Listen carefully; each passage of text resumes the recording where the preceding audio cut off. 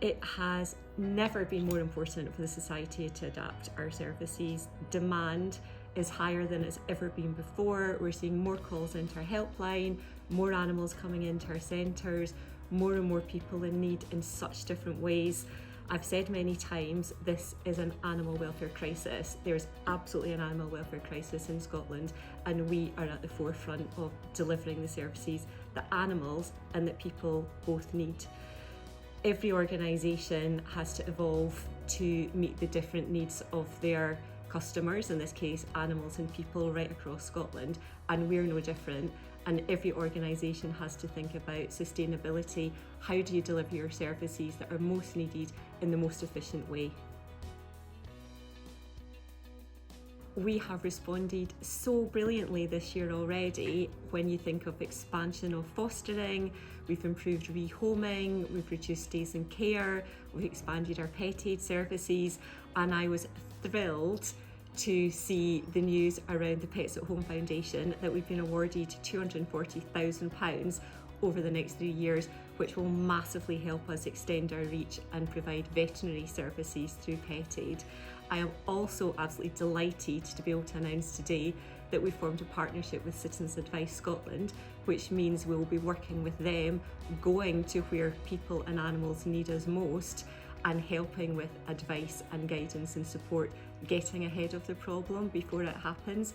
You might have seen in the media recently that they've reported that they believe 137,000 people have had to give up their pets because of the cost of living crisis. We're the people who are there to help animals in that situation. Let's get ahead of the problem by working in partnership with brilliant partners like Citizens Advice Scotland. We're able to do that, extending our reach into every community, because that's where we're most needed. Our 10-year strategy set really clear ambitions, and some of those ambitions were around reducing intended and unintended cruelty and working more and more with our communities. Now, all the work that we've been doing has been very focused on delivering those ambitions. In fact, we've accelerated quite a few when you think of unintended cruelty and its relationship with the cost of living crisis. So extending our reach into communities, the advice we're giving, the fostering support, the rehoming support, the pet aid is all helping us to deliver our strategic ambitions, and it's working. We've seen more and more people go to our website for advice. We've seen fewer call-outs for unnecessary jobs for our teams.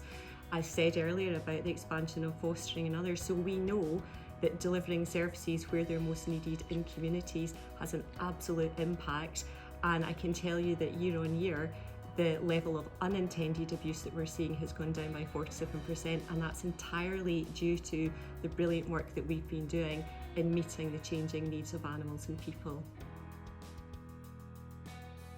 We know that by extending our reach into communities, it's really, really welcome. In fact, it's actually a necessity.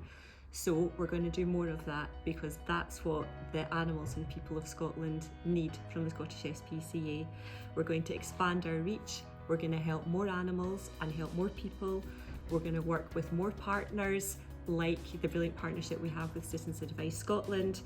We are going to invest in our regional teams to expand rehoming, to expand fostering, to expand volunteering, to expand our community engagement, all while leveraging the amazing expertise we have across our colleagues with our inspectors, our animal rescue officers, our education officers and our helpline.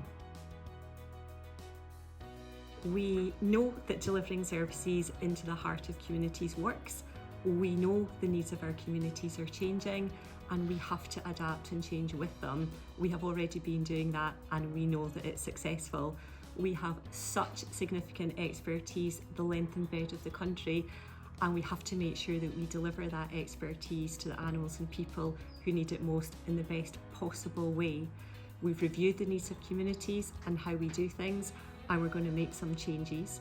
We're going to close our centres in Ayr and Caithness. We're going to invest in new roles that deliver community-based services, that support our communities and that leverage the expertise of our fantastic teams in Ayr and Caithness. We are going to ensure there's no compulsory redundancies, that all animals are cared for by other fantastic animal rescue centres. We are here for all animals always, and we have to be the best version of ourselves and adapt to that. I appreciate that with all changes in life, there'll be a period of adjustment.